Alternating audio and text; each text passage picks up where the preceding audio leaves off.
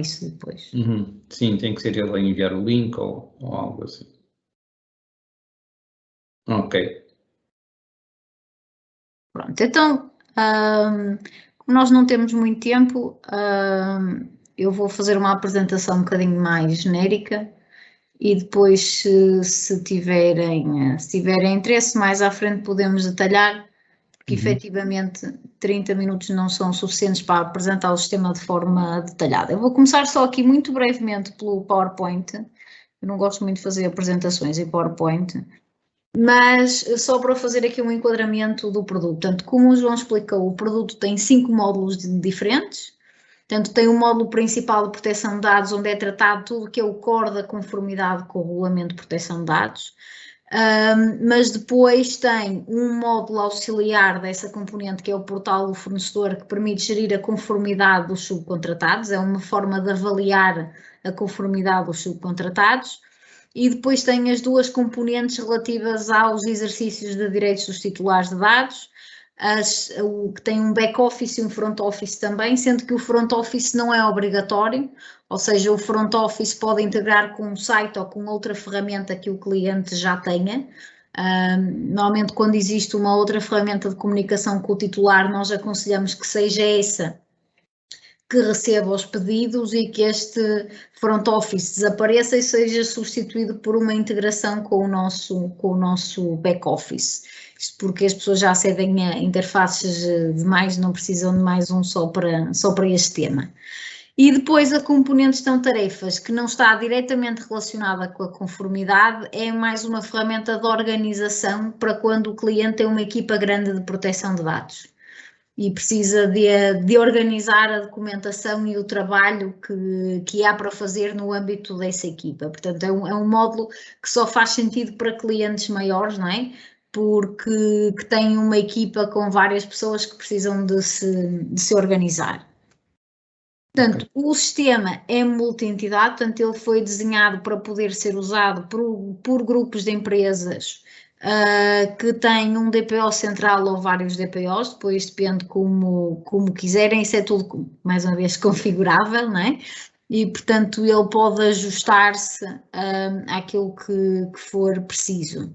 Obviamente foi desenhado em conformidade com o RGPD, com a legislação portuguesa, é altamente configurável, como eu estava a explicar, portanto, a maioria das coisas não estão parametrizadas, hard-coded no sistema, todas o que são as tabelas de apoio ao sistema, categorias de dados, categorias titulares, finalidades de tratamento, portanto, todas as coisas que são propriedades base, algumas que são mais ou menos fechadas de acordo com o regulamento, mas todas elas foram desenhadas para serem configuráveis, para se poderem adaptar, quer ao negócio, quer à consultora que está a trabalhar com o cliente. Portanto, a experiência que nós temos tido, na maioria dos casos, os clientes que nos têm contratado, têm uma consultoria à par do sistema, não é?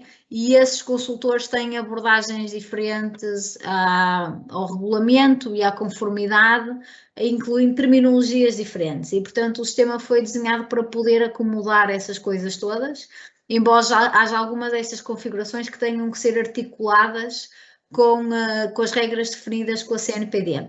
Por exemplo, eu tenho liberdade de criar as minhas categorias de titulares, de acordo com a estrutura que me fizer sentido, mas elas têm que ser mapeadas com as categorias definidas pela CNPD, de forma a que se possa extrair a informação no formato da CNPD, que é uma das features do sistema, é permitir a exportação no formato requerido pela CNPD. E o sistema é flexível, portanto, como qualquer sistema da QuickGest, é desenvolvido por nós, portanto, podemos, em sede de projeto, acrescentar novas componentes ao sistema, caso sejam necessárias para servir as necessidades da organização. E, portanto, mas isso é uma característica de qualquer produto da QuickGest, sendo desenvolvido por nós, há essa vantagem e é isso que tem acontecido, de resto, em vários projetos.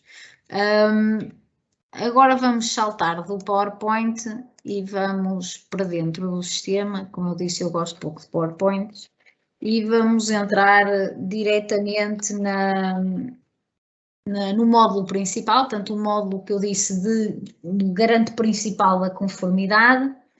E o que é que nós temos? Portanto, qualquer um dos módulos do sistema tem este dashboard com gráficos. Os gráficos são parametrizáveis de acordo com as necessidades do cliente, bem como as notificações, e qualquer um deles também vai ser diferente consoante o perfil do utilizador. Uma coisa que pode ser relevante é que o sistema não está desenhado para ser utilizado unicamente pela equipa do DPO. Ele está desenhado para poder ser usado por pessoas diferentes dentro da organização. Então eu posso ter a equipa do DPO, mas posso e devo ter também todos os responsáveis pelas atividades de tratamento que estão espalhados pela organização, a informática, portanto, todas as pessoas que vão ter interação e responsabilidades no contexto de uma atividade de tratamento podem aceder ao sistema, têm perfis próprios, obviamente, com regras próprias de acesso e permissões próprias de acesso. E, portanto, podem interagir com o sistema, e já vão perceber o que eu quero dizer com interagir com o sistema, porque isto não foi desenhado para ser um repositório aqui fechado que é gerido pela equipa do DPO, mas para ser uma coisa viva. E, portanto, eu posso identificar que preciso de criar uma nova atividade de tratamento porque quero fazer uma campanha de marketing ou porque estou a desenvolver um produto novo e isso vai dar origem a um novo tipo de tratamento de dados pessoais. O sistema tem bebido um motor de workflow que está desenhado para receber esses pedidos, fazer os pedidos percorrerem um workflow de aprovação, que é definido e parametrizado no sistema. Portanto, o sistema tem embebido um motor de workflow que é parametrizado de acordo com as lógicas de aprovação para cada caso, e então esse pedido vai passar pelos vários interlocutores, pode passar pela informática para recolher informação sobre as medidas de segurança que têm que ser implementadas, pode passar pela administração para aprovar a atividade de tratamento, para além do parecer do DPO, portanto tudo isso é parametrizado no motor do workflow. E depois há mais pontos de interação. Aliás, estamos a montar agora um ponto novo de interação que não estava previsto inicialmente, que é as avaliações de impacto. Poder ter avaliações de impacto são iniciadas nos departamentos e depois validadas pela equipa do DPO. Portanto, há aqui vários pontos de interação com essas personagens que não estão diretamente ligadas com o regulamento, mas que têm papéis nas atividades de tratamento. Em termos de grandes blocos, o que é que faz esta componente do sistema? Portanto, ela vai gerir todas as medidas que estão em curso, que estão para ser implementadas, e estamos a falar de medidas que podem vir de auditorias internas, e, portanto, coisas que foram identificadas no âmbito de um assessment ou até de uma auditoria de segurança que tenha sido feita. Posso ter medidas que estou a gerir que estão associadas a incidentes. Ocorreu um incidente, já vamos falar da gestão de incidentes, ocorreu um incidente e isso obriga a implementar medidas que evitem que ele se volte a repetir ou que mitiguem os riscos de um novo incidente. E posso também ter medidas que vêm de uma avaliação de impacto. Então, eu efetuei um DPI e no contexto desse DPI foram identificadas medidas necessárias para reduzir o risco e, portanto, isto vai cair numa lista que é gerida e que também é vista pelos responsáveis das atividades. Portanto, se eu defino que o responsável pela implementação é o marketing do Carlos Costa, o Carlos Costa na sua lista vai ter prazos, vai ter notificações que permitem gerir isto. Estas medidas, basicamente, depois podem ser classificadas, organizadas, com prazos, notificações, vão passando por estados até estarem implementadas. Chegando ao core do sistema. O que é o core do sistema? Obviamente, o registro das atividades de tratamento é uma das grandes novas obrigações que vêm do regulamento e que tem uma certa complexidade. Porque no âmbito deste artigo eu tenho que recolher informação muito diversificada e com muitas relações complexas entre si. Nós temos vários clientes que estavam a tentar gerir isto com Excel e as relações que podem existir, as múltiplas relações que podem existir entre os dados, tornam isso bastante complexo de gerir. Então, como é que nós montamos isto? Isto é preenchido através de um wizard. Agora não temos tempo de percorrer o wizard todo, mas vamos ver os tópicos principais. O que acontece? Eu tenho uma primeira zona de descrição geral da atividade de tratamento, Depois eu vou identificar quais são as entidades que estão envolvidas, e aqui estou a falar as entidades porque eu posso ter casos de atividades de tratamento de responsabilidade conjunta, pode ser casos em que eu tenho, em que eu sou subcontratado, portanto eu posso estar a registrar esta atividade de tratamento, mas eu até nem sou o responsável, eu sou subcontratado nesta atividade de tratamento.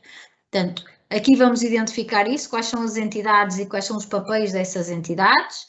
Vamos identificar quais são as unidades orgânicas, quais são os departamentos envolvidos e qual é o papel de cada um destes departamentos na atividade. Vamos identificar os fluxos de informação que ocorrem nesta atividade de tratamento. Vamos identificar as categorias de titulares, as categorias de dados, e dentro das categorias de dados o sistema pode permitir detalhar quais são os dados. Portanto, eu posso dizer que nesta atividade de tratamento eu trato os dados de identificação, que são o nome e o número do cartão de cidadão, e noutra atividade de tratamento eu uso apenas o nome. Portanto, para além de eu dizer a categoria, eu posso detalhar quais é que são os dados. Nem todos os clientes têm este detalhe de informação, sobretudo aqueles que têm 300 e 400 atividades de tratamento, têm alguma dificuldade em fazer um levantamento a este nível de detalhe, mas o sistema permite recolher essa informação para permitir que as respostas à autoridade, neste caso à CNPD, ou aos titulares de dados, possam ser o mais detalhadas possíveis quando eu quero saber onde é que é usado um determinado dado. Depois vamos identificar as operações que são efetuadas sobre os dados. Portanto, se eu estou a falar de consulta, de eliminação, portanto, todas as operações que estão identificadas nos termos do regulamento. Vou identificar as finalidades de tratamento, e nesse separador eu estou a falar não só das finalidades, mas dos prazos de conservação e das licitudes de tratamento. Portanto, é neste separador que nós identificamos todos estes pontos, são pontos cruciais desta análise de cada atividade de tratamento e obrigatórios para a CNPD, não é? Depois vamos identificar as formas de recolha, como é que os dados foram obtidos, direto ou indiretamente, a descrição desse processo de recolha, identificar as subcontratações que existam, e quando identificamos as subcontratações vamos identificar que dados são trocados com que subcontratado, e portanto isso também fica detalhado, e vamos também identificar se existem transferências internas e ou transferências externas, e o que é transferido e para onde é que é transferido. E aqui depois entramos na lógica se é um país que está no âmbito do regulamento, se é um país que está fora do âmbito, mas existe uma medida de adequação. Portanto, depois vamos classificar a forma como essa transferência é lícita, vá lá no contexto do regulamento. Este é o que nós chamamos a visão conceptual, ou que eu chamo a visão, sou mais eu, que chama a visão conceptual. Só uma pergunta, esta informação toda é registada pelos consultores? É registada pelos consultores ou pelo cliente, isso depois depende de como estão organizados. Sim. Não, eu só estou a ver o meu trabalho neste processo. Pronto. Quando já existe um levantamento efetuado, nós podemos também migrar a informação de um template Excel, que é o mais normal, ou seja, normalmente o sistema chega depois do assessment. Portanto, os consultores ou o cliente normalmente já têm as atividades de tratamento descritas tipicamente numa folha Excel, não sei como é que vocês fazem, mas tipicamente há uma folha Excel que tem a descrição das atividades de tratamento. Pode ser preciso, caso avancemos com a parceria nesta área, ajustar um template que seja adequado às duas partes, mas vocês podem fazer o levantamento para o template Excel, se é o que vos dá mais jeito, e depois migrarmos para dentro do sistema. O que acontece é que, como digo, o template Excel nunca é tão rico como as ligações que nós permitimos fazer aqui dentro. Claro. E, portanto, pelo menos mais tarde, eventualmente, vai haver uma segunda volta para complementar os dados levantados, porque nós fazemos muitas interligações entre a informação que o Excel, eu sei porque nós já tivemos que preparar um template Excel para migrarem no nosso formato, e o template Excel é uma loucura de complexidade, e portanto certeza que o vosso não é assim. E não tem sido nas outras consultoras, não é? Normalmente são lógicas um bocadinho mais simplificadas, Mas há essa possibilidade e é o normal. Como eu digo, normalmente nós chegamos ao cliente depois de ter sido feito um assessment e, portanto, obviamente que ninguém vai chegar para aqui e carregar à mão o que já está numa folha Excel, não é? Portanto, ajusta se for preciso o template inicial e migra-se a informação para dentro do sistema. Como eu estava a dizer, esta parte das atividades de tratamento é como que a visão conceptual da atividade de tratamento, mas os dados não estão assentes no vazio, os dados estão assentes num determinado suporte, seja ele físico, seja ele eletrónico. A esse suporte nós chamamos repositórios. E um repositório pode ser desde uma base de dados estruturada que está por trás de um sistema de informação, pode ser uma folha Excel, pode ser um arquivo em papel. E então, o que é que acontece? Quando nós escrevemos as atividades de tratamento, nós identificamos os repositórios associados e a componente, que é outra, são duas componentes que faltam neste wizard, que são as medidas de segurança e as formas de acesso, são definidas associadas a esses repositórios, porque estas são, vá lá, propriedades físicas que estão associadas ao suporte onde a informação está, enquanto que isto são classificações mais conceptuais, mais de organização da informação relativa à atividade de tratamento. Então, eu no repositório vou ter a descrição de toda a informação, sendo que um repositório pode estar associado a várias atividades e uma atividade pode ser suportada por vários repositórios, não é?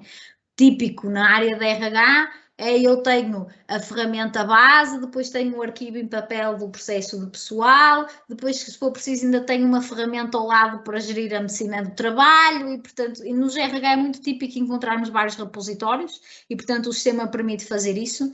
E permite fazer as duas coisas, porque nós já fazermos estas ligações que nós montamos todas por trás e eu consigo ter também a visão, geralmente para o responsável pelos sistemas de informação, do que é que está dentro daquele sistema de informação. Quando eu falo num sistema de RH, que dados é que cá estão?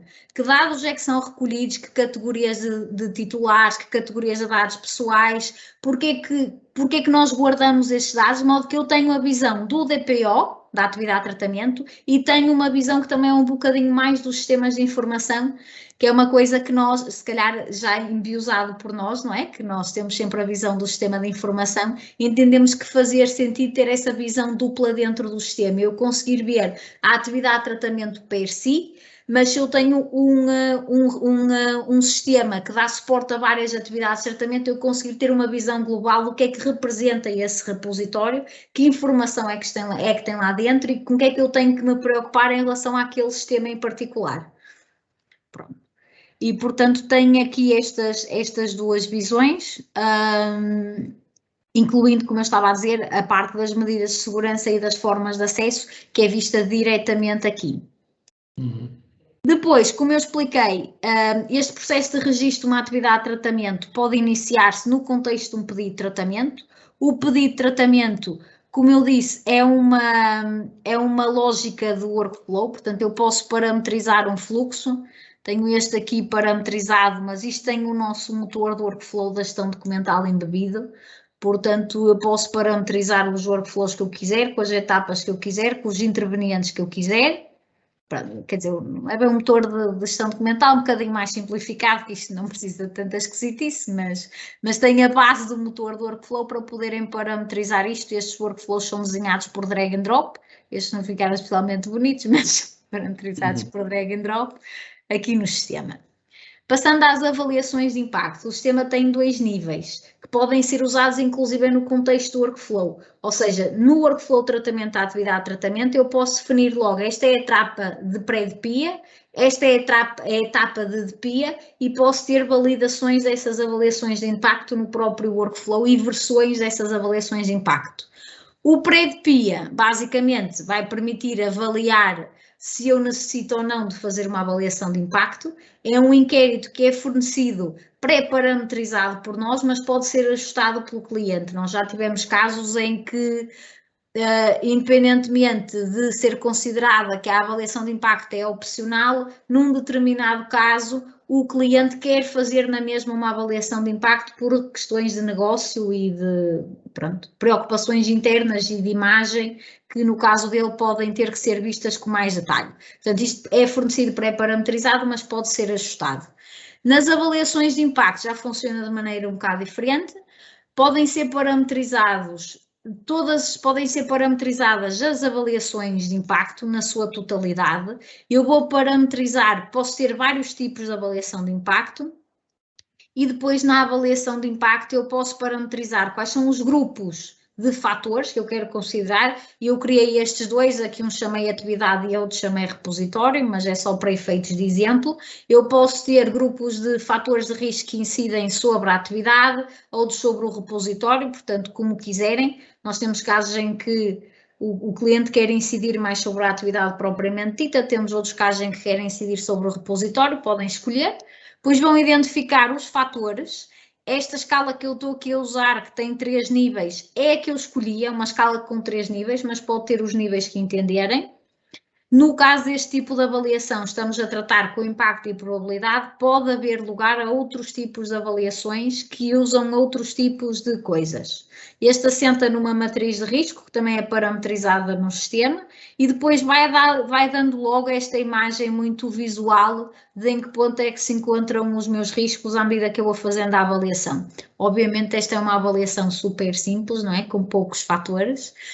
Como eu digo, eles até podem ter várias, portanto, eles podem configurar vários tipos de avaliação e usá-los em ocasiões diferentes para atividades de tratamento, vamos pôr, de importância diferente, ou que giram tipos de dados diferentes, vamos imaginar. Se eu tenho um que só estou a gerir nomes e no outro estou a gerir dados de saúde, a minha preocupação, se calhar, no meu detalhe da avaliação de impacto vão ser diferentes, não é? E, portanto, eles podem parametrizar isso aqui dentro do sistema. Uma zona de pesquisas obrigatória em qualquer sistema. No caso, tenho a forma de pesquisa quer pela vista da atividade, quer pela vista do repositório, e posso chegar aqui e fazer pesquisas, por exemplo, aonde é que eu uso o NIF do titular de dados e saber exatamente em que atividades, tratamento e repositórios eu estou a usar isso. Temos o formato de exportação para CNPD. E isto é o formato de exportação, exatamente aquele Excel coisa linda que a CNPD usa. Eu vou deixá-lo aqui a gerar, já mostro. E depois temos a componente de incidentes. A componente de incidentes foi desenhada para se ajustar em tudo à avaliação de incidentes que é feita pela CNPD. Portanto, cá está. Portanto, temos validações equivalentes ao formulário da CNPD, temos a lista de opções da CNPD, portanto, tudo foi desenhado de maneira a eu poder preparar aqui a minha avaliação de incidente e depois colocá-la no site da CNPD. Okay. Portanto, cá está o Excel lindo que sai da CNPD, uma coisa linda, maravilhosa, mas está igualzinho ao que eles pedem.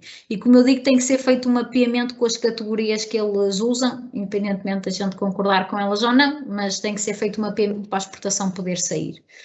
E, portanto, como eu digo, quando eu estou aqui a preencher a informação, eu vou estar a usar exatamente as mesmas validações a garantir o preenchimento de campos que a CNPD garante.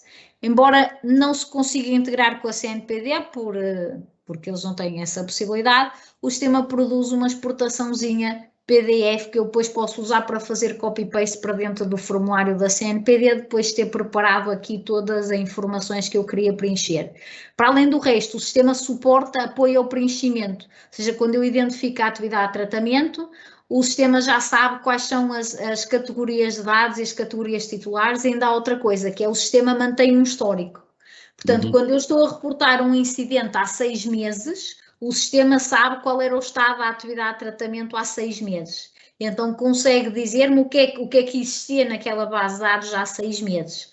Que é uma coisa que normalmente não acontece, normalmente só tenho o registro da última coisa que lá tenho, e quando estas coisas são detectadas a posteriori não temos informação para dar, e aqui o sistema vai registando essa informação passo a passo para poder apoiar no preenchimento dos incidentes e garantir, e aliás, quando eu fiz a exportação CNPD, ele pediu-me uma data, porque ele vai fazer a exportação com os dados já à data. Se eu quiser saber como estava a 31 de dezembro, eu posso pôr essa informação e retirar os dados já a 31 de dezembro.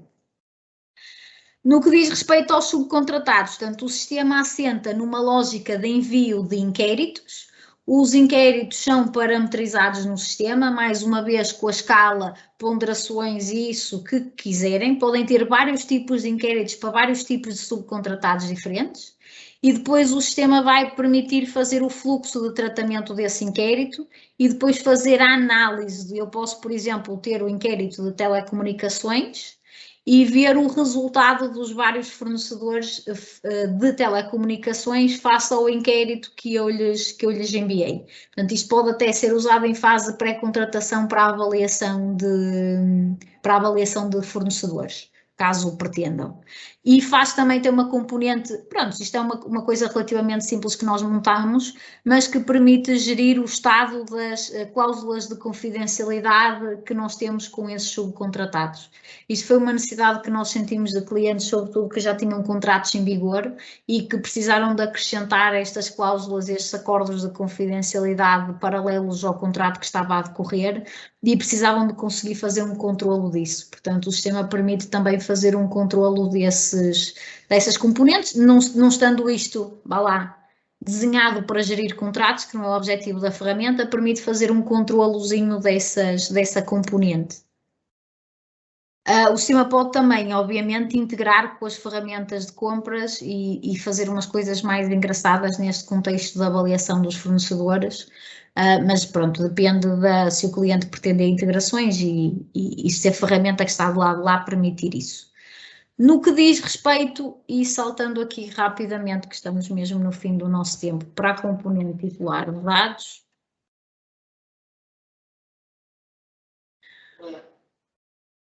o que é que nós podemos fazer, o que é que permite fazer esta componente? Aqueles inquéritos aos fornecedores, obviamente, são disponibilizados através do portal do fornecedor que eu tinha falado no princípio da apresentação. Um portal não é nada de muito elaborado, basicamente lança lá os inquéritos, eles podem gravar e depois submeter quando está pronto, e não é nada de muito mais sofisticado do que isso. A componente de gestão titulares de dados tem duas funcionalidades principais no contexto do regulamento: a gestão dos pedidos de exercício de direitos, mais uma vez aqui podemos usar o motor do workflow para parametrizar os fluxos de tratamento desses pedidos de exercício de direitos, e depois permite também centralizar os consentimentos dados pelo titular. E aí essa componente vive basicamente exclusivamente da integração com as outras ferramentas, porque não somos nós à partida que vamos receber estes consentimentos, são as ferramentas de trabalho, e o que o sistema permite fazer é receber e centralizar todos esses consentimentos e poder mostrá-los ao utilizador no dito front office. Se não for no front office, numa integração feita por web service com outra ferramenta, mas permite centralizar e gerir de forma centralizada todos os consentimentos recebidos. Tem também aqui uma zonazinha de reclamações, que, como sabe, não existe no contexto do regulamento, não há o conceito de reclamação no regulamento. Nós entendemos que fazia sentido que isto existisse na ferramenta, numa ótica que eu, quando já pedi 3 vezes para me mudarem a morada, o que eu quero a seguir é reclamar. E, portanto, se o cliente quiser, porque esta zona pode ser escondida, eles podem ter logo uma zona para receber este tipo de reclamações dentro do sistema e correr fluxo de tratamentos tal como corre o pedido. Mas esta zona é opcional, porque, como eu digo, ela não existe em rigor no regulamento, é só para quem quiser disponibilizar logo nesta zona uma zona para o cliente poder reclamar neste contexto, caso isso faça sentido. Mas diga-me uma coisa, Beatriz, isto é de acesso externo? Esta versão não, este é o back-office, portanto esta é a parte de tratamento dos pedidos, mas tem um front-office que é o portal do titular de dados. Ok. Agora, quando os clientes, a gestão de consentimentos é um bocadinho mais complexa, mas, por exemplo, quando o cliente o que pretende é receber os pedidos de exercício de direitos, o formulário de pedidos de exercício de direitos é muito básico. E o que eu vou fazer é que eu tenho um assunto, tenho um campo de descrição, tenho obviamente a identificação titular de dados, mas isso normalmente nesses sites eles já estão identificados, já estão autenticados quando chegam a essa parte, e depois tenho um sítio onde eles anexam documentos. Portanto, isto é muito fácil de implementar como formulário num site que depois pega num web service e manda para o meu lado para cair dentro do workflow. Portanto, quando a única coisa que pretendem, ou seja, quando não estamos a falar da parte de consentimentos, como digo que essa é mais complexa, o pedido pode em si ser recolhido numa qualquer outra ferramenta e depois mandado para nós, e então depois aqui nós temos outras capacidades de tratamento dos pedidos que muitas vezes não existem noutras ferramentas. E portanto aqui depois já corre o fluxo de tratamento do nosso lado. Entre outras coisas, o sistema calcula automaticamente o prazo de resposta, permite prorrogar o prazo nos termos que estão no regulamento, e depois esta zona de histórico é para podermos identificar se o utilizador teve pedidos equivalentes nos últimos 6 meses. Isto não é regulamento, isto é qualidade. Isto é porque alguém que já pediu várias vezes a mesma coisa a seguir vai dar as chatices, e portanto isto permite identificar isso. É legítimo, não sei se está a acontecer com os vossos clientes, mas nós temos N clientes que recebem pedidos que são ilegítimos, que não fazem sentido no contexto do regulamento.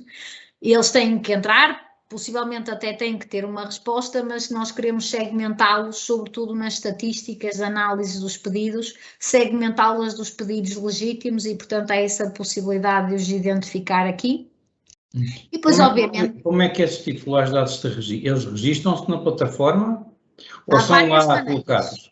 Há várias maneiras. Eu normalmente aconselho que eles não estejam pré-criados, porque estarem pré-criados significam eu estar à partida a criar uma ficha de titular de dados e a guardar dados pessoais para um titular que se calhar tem 10 hipóteses em 100 de vir a colocar um pedido, não é? Porque a verdade, a experiência dos nossos clientes, é que a maioria dos titulares nunca chegam a fazer um pedido de exercício de direitos. Eu ia estar a duplicar na nossa plataforma dados de titulares de dados sem necessidade. Portanto, na lógica da minimização, nós aconselhamos a que ele não esteja aqui.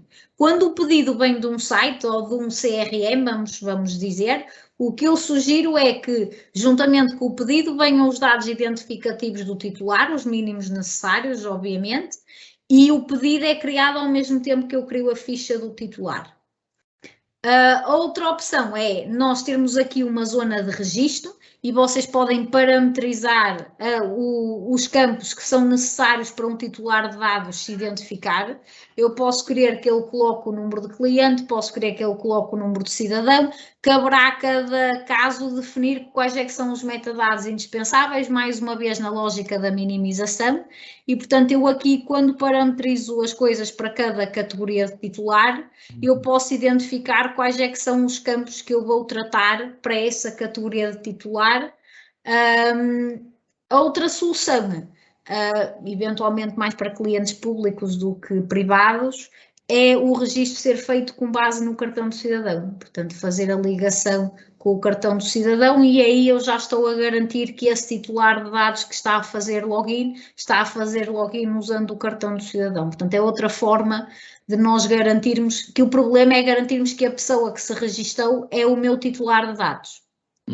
Outra forma é eu recolho a informação, pego em X dados, comunico diretamente com o CRM e o CRM valida se aqueles dados estão válidos para eu considerar aquele titular a minha pessoa, não é? Ou seja, se os dados estão a bater certo. Ou outra hipótese ainda é ter um registro que depois é validado por um helpdesk. Portanto, quem está a gerir isto, eu acho que eu tenho aqui os pedidos de registro, exatamente. Que aí eu recebo um pedido de registro e ele tem que ser validado pelo operador antes de ser aceito. Quando estamos a falar de grandes volumes de titulares de dados, obviamente que isto não é execuível, não é? Portanto, provavelmente uma das outras sugestões que eu dei é mais execuível para uma grande empresa. Pronto, a outra hipótese é eu ter os dados aqui registados, quando ele vai para entrar no sistema e eu confirmo que ele está a apresentar os dados certos e aceito a entrada, mas isso obriga-me a estar a replicar a partir dos dados de todos os titulares de dados que existam, sei lá, no CRM ou assim, e que podem nunca vir a ser usados, e não deixa de ser uma outra base de dados. Não faz muito sentido. É possível, mas eu tenho desaconselhado isso logo à cabeça, porque inclusive se vier aqui, eu estou a entrar como administradora eu entro na lista de titulares de dados e não vejo nada. Porquê? Porque isto foi desenhado de tal maneira que não é suposto eu usar isto como um CRM. Isto não é para eu ver as pessoas que eu aqui tenho, é para responder a pedidos. Então, eu, para conseguir aceder a uma ficha titular, eu tenho que fazer uma pesquisa. E ele, então, com base na pesquisa, vai-me retornar os titulares de dados que se enquadram nessa pesquisa. Mas eu não tenho aqui nenhuma maneira de aceder no interface, e sou administrador, a todos os titulares de dados que estão na base de dados, porque isto não é um CRM, nem é esse o propósito. Portanto, eu só retenho dados pessoais no contexto dos pedidos. E quando eu estou nos pedidos, tenho lá informação relativa aos titulares. Mas não há, portanto, houve aqui uma série de preocupações. E depois como é que fazem essa ligação? É direta ao outro repositório? Fazem uma ligação e vão lá confirmar que ele existe no repositório? Quando é montado dessa maneira, há um web service, que é o típico método de integração entre ferramentas, que vai validar essa informação junto da outra aplicação. Ok. Portanto, há de ser uma coisa desse género. Isto varia tanto, porque depende do ambiente do cliente, das ferramentas que ele tenha. Às vezes ele até tem um CRM, mas não tem maneira nenhuma de desenvolver sobre ele e, portanto, não conseguimos montar uma integração. Ou às vezes até ele não tem maneira de desenvolver, mas a base de dados é uma base de dados que não está encriptada. Bem, em rigor depois se calhar não responde aos requisitos, mas não está encriptada e nós conseguimos ir lá fazer queries e confirmar se os dados estão bem. Há muitas maneiras de abordar a coisa, dependendo do ambiente do cliente e do que for possível fazer, não é? Ok, excelente. Pronto, e assim são assim os blocos principais, mesmo nos blocos principais não consegui fazer isto em meia hora, peço desculpa, mas são muitas componentes. Eu estou a ver que tem muitas valências, muitas capacidades isto, ou já agora, uma pergunta, isto estava a pôr em espanhol, em inglês, em francês? Pronto, o sistema já está em espanhol e em inglês, pode não estar perfeito, porque nós estamos sempre a desenvolver e nem sempre atualizamos as traduções ao mesmo ritmo, mas isto é fácil de pôr até em outras línguas, porque, eu não sei se já tiveram esta conversa sobre outros sistemas nossos. O que acontece é que os nossos sistemas assentam numa lógica de estrutura de tradução e, portanto, eu posso a qualquer altura tirar um Excel com todas as strings, todos os textos que estão no sistema, traduzi-lo para outra língua, voltar a meter para dentro do Gênio e a próxima versão do sistema já pode sair com essa língua nova. Portanto, é um processo muito, muito ágil. E, portanto, nós aquele que temos mais adiantado, faltará traduzir algumas strings, quanto muito, é o inglês e o espanhol, efetivamente, são aqueles que temos tido demonstrações e vamos mantendo atualizado, mas se for preciso outra língua, francês ou alemão, isso também pronto, desde que se arranje quem traduza, é fácil de fazer. Não, e eu pergunto isto porquê? Porque eu estou a organizar um evento interno em digital em princípio deverá ser a 20 de março ou por aí. Não, 20 de abril, ou por aí, 19, 20, a gente já marcou a data, mas agora porque já fomos nós, eu e um argentino, que estamos a organizar isto e já marcamos a data para evitar grandes dúvidas.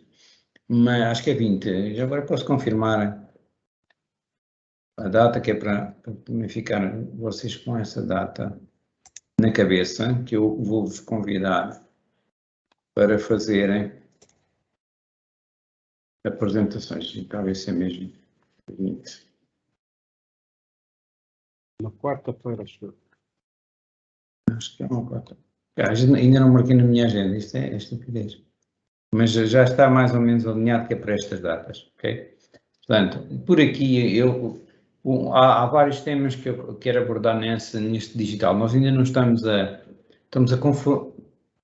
vamos fechar até ao final do mês, acho que na próxima reunião que temos é para a semana, o modelo daquilo que queremos apresentar, mas queremos apresentar os parceiros, queremos apresentar as soluções, queremos apresentar coisas que façam sentido em contextos globais, ok?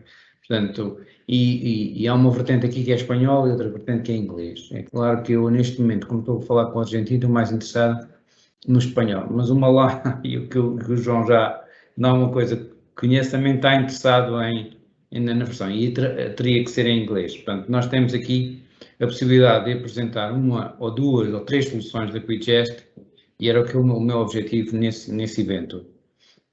Eu diria que esta das nossas soluções é das mais transversais a nível internacional, porque efetivamente não muda muito e, como eu disse, ele já foi desenhado para ser configurável, que é para se poder ajustar também a variações de legislação. Nós já testámos isto no Brasil com o LGPD também, e portanto ele tem essa vantagem, é que mesmo as legislações que são diferentes, elas têm uma série de pontos em comum, e a ideia, ao as tabelas serem todas parametrizáveis, é isto ser mais facilmente também ajustado a uma legislação parecida, vamos pôr a coisa assim. Ok, pronto, já fica com esta, né? Que eu não tinha falado com o João sobre isto, porque isto ainda estamos a trabalhar internamente sobre o âmbito e sobre como é que vai ser, se vai ser só uma coisa interna, é só para internos, em princípio, mas eu gostava que depois, se for de interno, passássemos isto para os nossos clientes, que é o que faz sentido. Portanto, primeiro este evento interno e depois passar rapidamente isto para eventos externos com amplitude e com força e com capacidade. Ok, Beatriz, eu achei muitíssimo interessante, sinceramente, acho que está aqui muita funcionalidade que ajuda, inclusive, a fazer o trabalho dos consultores, porque estrutura o trabalho dos consultores de alguma forma, e o facto das folhas Excel serem mais para a esquerda ou mais para a direita, se vocês tiverem capacidade para extrair ali as folhas de Excel, já pré-formatadas, podemos começar exatamente já com as coisas estruturadas. É o que nós temos feito, nós não temos eu acho que eu não tenho nenhum cliente que tenha começado a registar as atividades de tratamento do zero aqui. Quase todos já tinham, porque normalmente eles pensam na ferramenta quando começam a ver a enormidade de dados que têm para gerir. E, portanto, já entraram um bocadinho no processo quando pensam na ferramenta, e por isso temos tido sempre que fazer migração desses dados, obviamente, para o cliente nos estar a parametrizar isso à mão. Ok. Diga-me uma coisa, agora mais comercial, não tão técnica. Que tipo de clientes é que já temos com esta ferramenta? Administração pública, clientes privados? Administração pública, já não, temos aí várias coisas a correr, mas a administração pública tem estado a trabalhar num projeto mais ou menos global, onde nós estamos também envolvidos.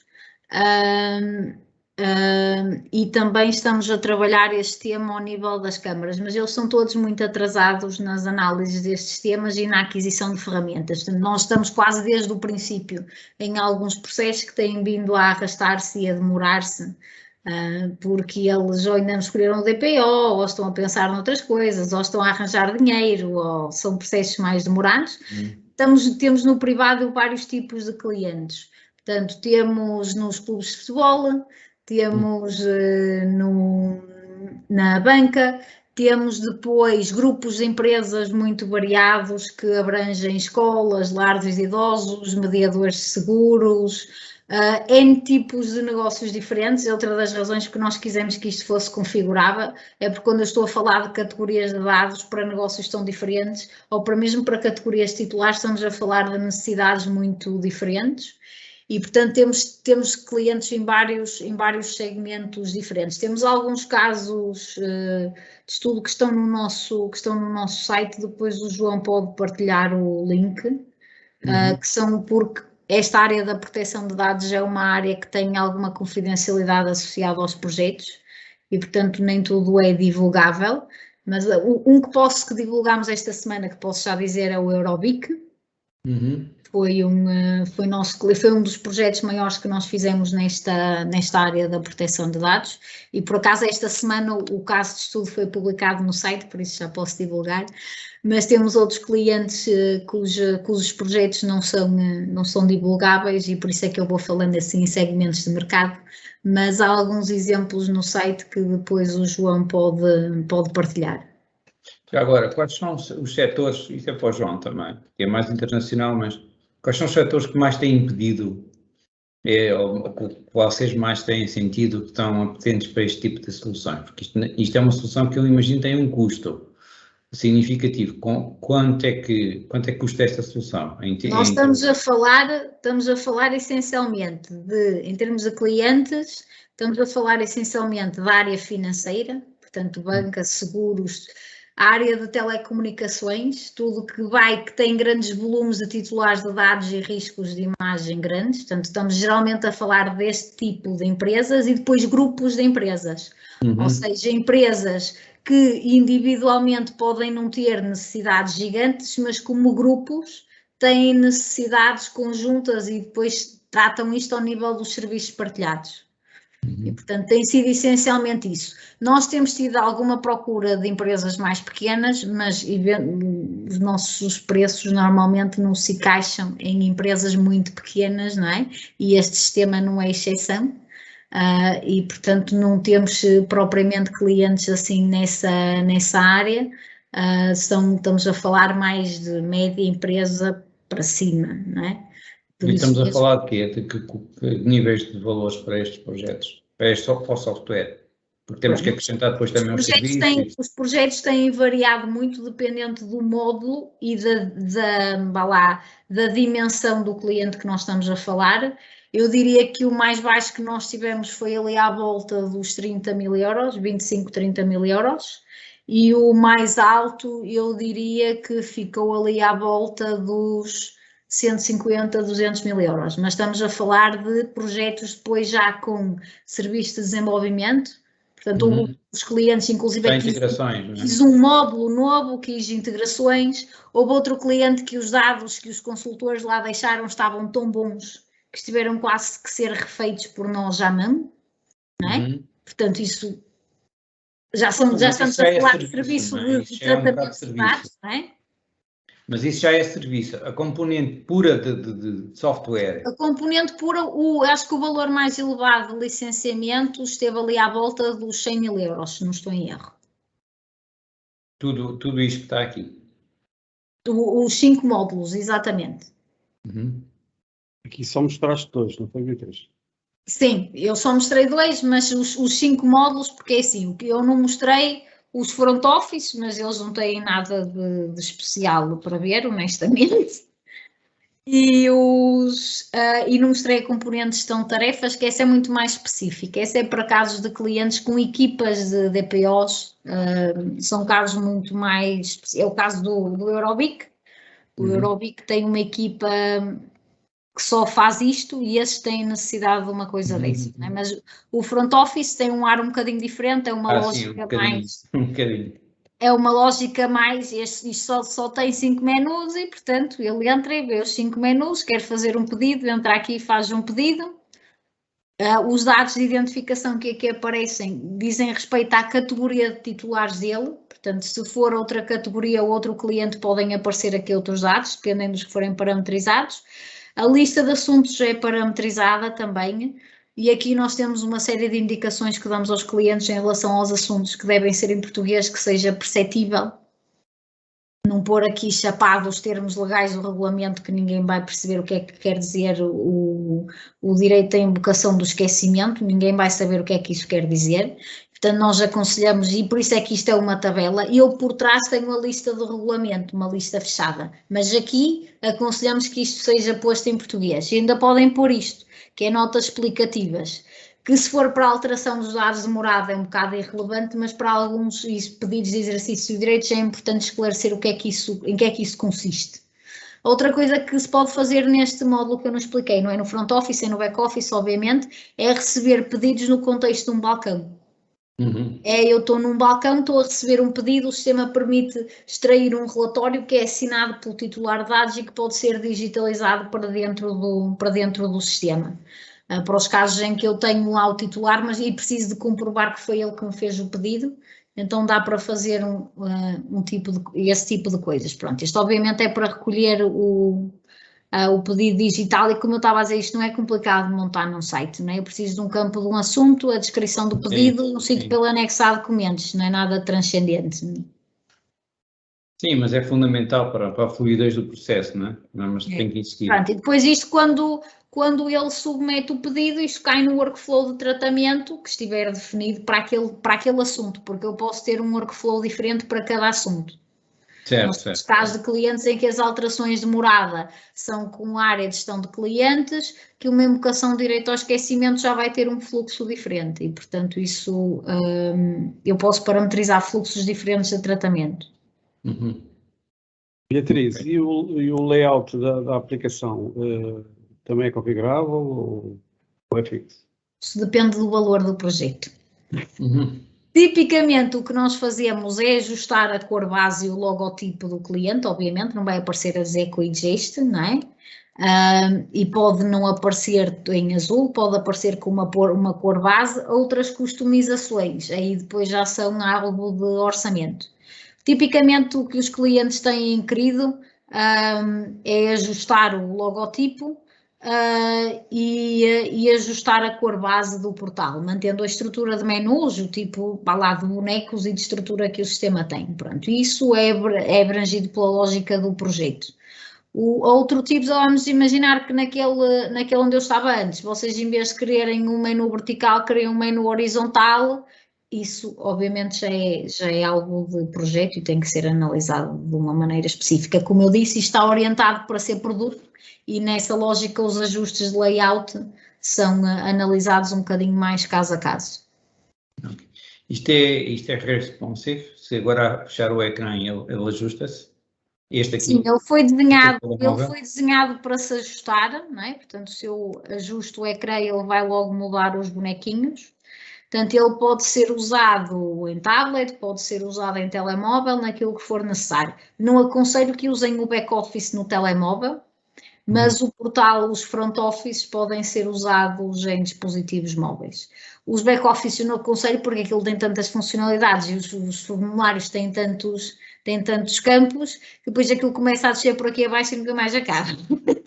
Não é que ele não se ajuste, é só porque não tem grande usabilidade, mas estes sim, estes usados podem ser usados facilmente em dispositivos móveis. Porque são pequenos, né? Têm pouca informação. Exatamente, aquilo outro não é que não se ajuste, só que se eu tenho um campo se eu tenho um sítio que tem 50 campos, aquele não é só o campo que eles acabam por ali fora. Complica-se um bocado, sim, sem dúvida. Exatamente, pronto, mas sim, eles são desenhados para serem ajustáveis. Portanto, estávamos a falar de 100 mil, um projeto com tudo, com 5 módulos. Sim. Software, estamos a falar de software. Sim. Estamos a falar depois de manutenção. Quanto é que é de manutenção? 20%? As nossas regras genéricas de manutenção são 20% sobre o licenciamento, mais as horas de assistência técnica que forem definidas para esse cliente. Esses 20% cobrem a manutenção evolutiva, ou seja, todas as novas versões do sistema, com todas as novas funcionalidades que nós vamos desenvolvendo, ajustes em função da legislação ou ajustes, portanto, tecnológicos, vá lá, suporta novos sistemas operativos, a toda a parte tecnológica que tem que ir evoluindo. Ok. E começa quando? Qual é o mais baixo que vocês têm aí? É por utilizador ou é por... Nós, geralmente, o licenciamento deste sistema, e por isso é que eu não estou a dar muita palavra ao João, porque ele não tem tido muita experiência na venda deste sistema, mas nós temos tido em consideração a dimensão do cliente na ótica do volume de titulares de dados que ele está a gerir. Ok, depende um bocado. Ou seja, não tem tanto a ver com ele ser um cliente pequenino, mas com o volume de dados pessoais que ele está a gerir. Tem sido mais esse o critério. Ou seja, eu posso ter uma empresa pequena que gere volumes muito elevados de dados pessoais. O retalho, por exemplo. Exatamente, assim. Exatamente. E, portanto, temos tido esse critério. Para alguns casos o valor já está mais tabelado, mas tem tido essencialmente em conta esse critério, o volume de titulares de dados e vamos lá pôr, que no fundo tem a ver com o papel que o sistema vai ter e a imagem, a responsabilidade que vai estar associada ao sistema para esse cliente. Porque eu posso vender isto, sei lá, estou a pensar, um cliente que a gente tentou, que era uma empresa de construção gigante. Aquela é uma empresa gigante, mas os únicos dados pessoais que eles gerem são os dos colaboradores, porque eles trabalham, ou pouco mais, porque eles trabalham B2B, não é? Não trabalham. Tudo em empresas, não é? Tudo em empresas. E, portanto, aquilo ser uma empresa gigante acaba por ser pouco relevante aqui nesta lógica, porque a necessidade deles, não é? Uma vez que não tratam B2C, é diferente de uma empresa mais pequena, mas cujo negócio é diretamente com clientes individuais, não é? Ou que até trata dados sensíveis de clientes individuais, não é? É o caso da banca, por exemplo, não é? Dos seguros, etc., das utilities. Não, e a primeira procura que nós tivemos foi nessas áreas, porquê? Porque são aqueles que já são áreas altamente reguladas e que isso foi mais uma regulação que lhes caiu em cima e, convenhamos, se um Eurobic tiver um data breach, com todos os problemas que os coitados já têm, que vão passando pela comunicação social, era mais um risco de imagem brutal, não é? Por isso eu não posso falar pelo cliente, mas eu diria que há de ter pesado muito, porque eles foram dos primeiros clientes que nós tivemos a avançar com isto. Foi um processo que demorou algum tempo por questões internas deles, mas foram dos primeiros a avançar. Eu imagino que é por causa disso, não é? Eles estão muito expostos do ponto de vista de imagem, estão altamente regulados e os próprios reguladores, quando saíram esses regulamentos, começaram também logo a dar indicações relacionadas com estes regulamentos. Se um banco tiver um data breach, tem não só comunicar à CNPD, mas tem que comunicar ao seu regulador. E, portanto, estas coisas acabam por estar todas relacionadas com um peso diferente para eles, não é? Sim, mas nesse aí vocês estiveram sozinhos a fazer a implementação do projeto ou teve outra empresa convosco? Não, eles tinham uma empresa que já lá estava para fazer a consultoria. Quando nós lá chegámos, nós fomos para fazer a implementação do sistema. É claro que a empresa que eles lá tinham era muito boa e nós tivemos que corrigir quase tudo de dados que eles lá deixaram, mas tinha estado lá outra empresa a fazer isso. Ok, não, mas isso é importante. Não sei se queres dizer o nome da empresa, eu gostava de saber, mas pronto. Eu acho que não posso dizer. Ok, tudo bem. Tudo bem. Ou pelo menos gravado, se nos encontrarmos pessoalmente. Ok, tudo bem. É verdade, já me estava a esquecer que estamos a gravar isso. Ok, portanto, já percebi que há aqui muita coisa potencial e muito potencial em termos de mercado e essa questão das traduções é muito importante. E as traduções são importantes não só pelo interface do sistema, é porque quando nós estamos a falar de uma empresa grande, por exemplo, os meus subcontratados podem ser estrangeiros e eu vou ter que poder apresentar-lhes um inquérito em múltiplas línguas, que é uma coisa que podem fazer no nosso sistema. Eles podem construir o inquérito logo em 2 ou 3, 4 línguas diferentes e vamos disponibilizar ao subcontratado em função da língua dele. Portanto, não estamos a falar só da tradução do interface, mas o sistema está desenhado para que o próprio inquérito que eu vou construir, não é? ou este interface de exercício de direitos, possa aparecer diferente consoante a língua do meu titular de dados e do meu subcontratado. Portanto, não estamos só a falar da base do sistema, mas também da outra informação que lá aparece. Okay. O utilizador pode alterar a língua no meio da utilização, não é? O utilizador, mais ou menos. O que acontece é, se eu definir que a QuickGest vai receber o inquérito em inglês, ela até pode mudar o interface para português, porque tem este switch aqui de línguas, não é? Que vocês veem aqui embaixo. Mas o inquérito vai estar em inglês porque foi lançado para a QuickGest em inglês. Isso ele não muda, porque a língua do inquérito não muda consoante isto. A língua muda consoante a língua que eu defini para o fornecedor. Eu disse que aquele fornecedor vai receber o inquérito da versão em inglês ou vai receber o inquérito da versão em espanhol. Independentemente da língua em que ele ponha o interface, o inquérito vai estar na língua que foi definida para o fornecedor. Ok, perfeito. Acho que temos 1 hora. Já percebi que a haver uma apresentação deste software vamos ter 1 hora, vamos ter que ter 1 hora. Normalmente demora, uma apresentação normalmente demora 1 hora. É o mais comum. E depende dos interlocutores, porque eles tiverem, isto para lhe dizer se quiserem levar isto para um cliente, eu vou dizer o que é que costuma acontecer. Se eu tenho demos que demoram mais tempo por 2 razões. Uma, não percebem nada de regulamento, então estão sempre a fazer perguntas por coisas que eles não sabem, nem sabem as obrigações que têm. E, portanto, morrem logo quando veem uma interface, que é quando eles começam a perceber o que é que têm que fazer. E, portanto, eu vou ter milhões de perguntas porque eles não percebem nada do regulamento. E depois tem o oposto. Os que fazem muitas perguntas porque estão a trabalhar neste tema, então estão a perguntar, então e aquele bocadinho onde é que eu faço? E aquele bocadinho onde é que eu faço? E então acabam por ser demos mais detalhadas para dar suporte a essas perguntas, porque a gente, se Deus quiser, tem resposta para todas, mas demora, é uma apresentação bastante mais detalhada, não é? E muito mais detalhada do que aquela que eu fiz agora. Ok, tá bom. Ok, depois eu falo com o João sobre este tema com mais calma também, mas acho que já fiquei a perceber a complexidade e o interesse e também o potencial deste produto. Somente todos os que têm que seguir o RGPD, todos os países que seguem o RGPD. Só não fiz aí uma pergunta. Neste processo de venda, com quem é que vocês se têm defrontado mais? São empresas internacionais a vender produtos similares ou empresas nacionais com produtos similares, ou nem por isso, ou não encontram assim grandes soluções vossos concorrentes neste momento? Há uma grande concorrente, que é o OneTrust, ok? É um gigante, tem vindo a comprar empresas ao longo dos anos, não é? Ao longo dos anos, já falamos em anos de regulamentos, parece que foi outro dia, mas já falamos em anos.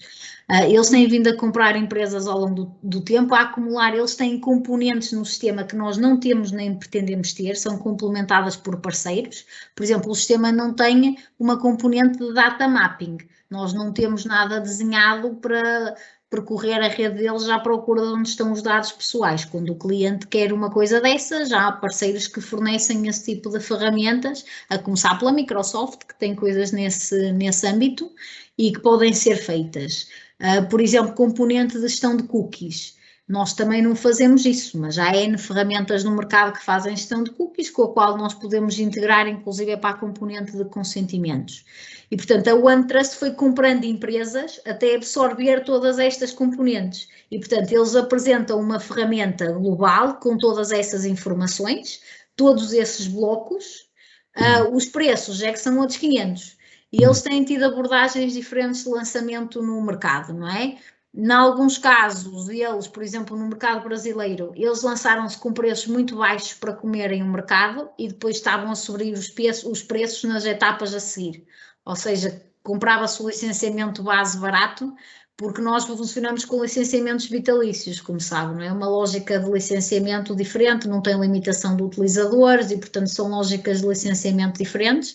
A OneTrust tem uma lógica de licenciamento mais tradicional e, portanto, diria que esses são os nossos principais concorrentes. Há outras ferramentas, obviamente, mas diria que a nossa compete bastante bem com as outras ferramentas. A OneTrust é mais difícil porque aquilo é um gigante americano e como eu digo, é uma ferramenta muito completa com as etapas todas, com todos os bloquinhos já lá dentro, e se a malta tiver dinheiro para gastar, acaba por ser uma boa solução. E há várias consultoras que trabalham com eles também, não é? E, portanto, é o nosso, diria que é o principal concorrente a pensar nesta área. Temos-nos cruzado com outras ferramentas mais pequenas, eu agora estava a ver se me lembrava de exemplos para lhe dizer, mas olha, nem me estou a lembrar. Mas são coisas que, no fundo, são muito mais equivalentes à nossa. Há algumas que eu não sei os valores, mas que tenho quase a certeza que serão mais baratas, mas que também não cobrem os pontos todos que nós estamos aqui a ver, não é? Por isso às vezes o valor também tem a ver com as componentes que se está a cobrir, não é? Com o que se está a prever e com o serviço que se está a oferecer. A OneTrust tem uma coisa que é aquilo não se vende a projeto. Se o cliente quiser uma coisa diferente, uma customização, tem uma necessidade específica, a QuickGest vai conseguir dar resposta a isso muito melhor do que outra empresa, não é? Isto foi uma das... Por exemplo, eu não sei se eles já resolveram isso, se calhar já têm uma interface em brasileiro por causa do LGPD, que eles estão ali muito próximos do Brasil, mas um dos clientes, uma das razões porque nos comprou foi porque nós tínhamos uma interface em português e eles não tinham. E eles queriam comprar uma ferramenta com interface em português. E queriam poder customizar, queriam poder acrescentar componentes e não podiam fazer isso, que aquilo é um produto internacional, não é? E o nosso tem essa faceta de poder ser vendido como projeto se o cliente pretender e precisar e tiver dinheiro para gastar, e poder ser ajustado às necessidades dele, não é? Eu acho que essa é uma das grandes mais-valias de todos os produtos da própria Quidgest. É verdade, não é? Não, já temos de falar, e isso às vezes está pouco explorado. Isto que eu lhe estou a dizer é aplicável à gestão documental. Eu estou, por exemplo, estou num projeto agora que tem uma componente de gestão de reuniões e estou a trabalhar com um segmento que nunca tinha trabalhado a gestão de reuniões para eles, que são as universidades. E identificamos uma série de necessidades específicas das universidades que estamos a implementar na ferramenta. Se eles tivessem comprado uma componente de gestão de reuniões fechada, não, pronto. Ficava conforme estivesse, não é? Sim, ficava fechado, ficava estanque, ficava independente, ficava sem comunicação ou sem integração capaz com o resto das E outra vantagem em relação a isso que nós temos, acho eu, é o tempo para disponibilização desses ajustes. Olha, esta componente que aqui está das medidas, isto não existia no sistema.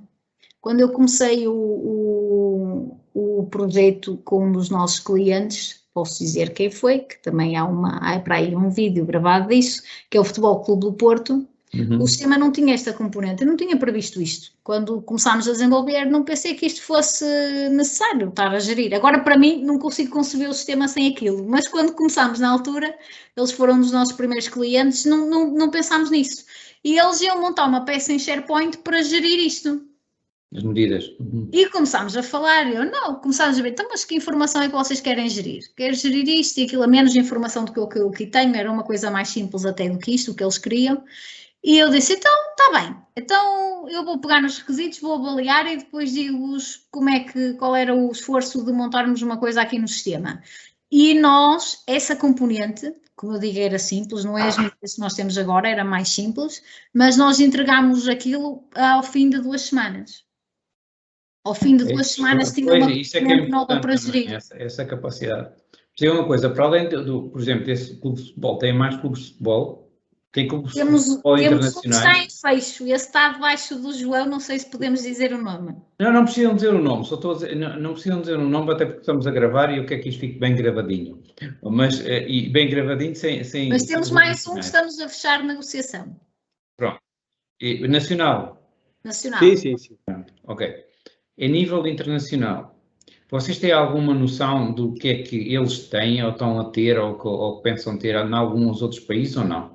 É assim, a nível internacional, a ferramenta que nós mais temos encontrado nos vários países é a que lhe disse, é o OneTrust. Eles são americanos, são gigantes, estão em todo lado. Não deve haver sítio no mundo onde eles ainda não tenham chegado. É com eles que nos defrontamos no Brasil e são eles que temos encontrado nos vários países por onde temos apresentado a ferramenta. Ok. Vocês sabem que eu tenho tentado utilizar isto mais como ferramenta do que propriamente como produto. E é essa uma das capacidades distintivas que eu tenho tentado passar pela rede, que não é fácil. Que é, uma coisa é ter a capacidade de fornecer um produto, uma solução standard, fechada, tem isto, e depois quando tiver um módulo adicional, eles vendem mais um módulo e nós logo vemos se o podemos parametrizar e ajustar às nossas necessidades.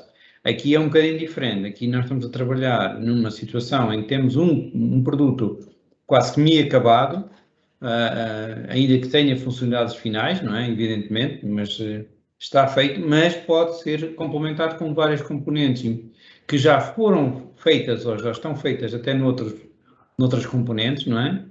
E que nos permitem crescer rapidamente para soluções de gestão documental ou de outras à volta deste, não é? À volta de iniciando, podemos entrar e podemos ir para outros campos. Eu fazer crescer isto para uma solução de gestão documental parece muito bem, porque eu também sou responsável por esse departamento. Portanto, também é um produto que é gerido por mim. E mesmo há situações... Ótimo. Eu, na altura, aqui há uns anos, ainda trabalhava um bocado mais na gestão documental que hoje. Mas sim, podemos olhar também para isso com essa atenção. De qualquer forma, eu peço desculpa, mas eu tinha uma reunião às 4. Sim. E tenho mesmo que sair, mas qualquer coisa que precise, falo com o João depois logo vê comigo que precisa da minha parte, e depois se for preciso fazer uma apresentação mais detalhada mais à frente, diga-me e agendamos. Está bem. Não, vamos agora trabalhar isto a nível comercial e depois logo vemos Está a bem. nível mais técnico, Bom. outra vez. Pronto, Tá então, bom, Beatriz, muito antes de obrigado. desculpe e Nada, então nada. depois falamos Foi mais agradecer. detalhadamente mais à frente se for necessário. Adeus, boa Tá bem. tarde. Tá, boa tarde, Beatriz. Obrigado. Muito obrigado.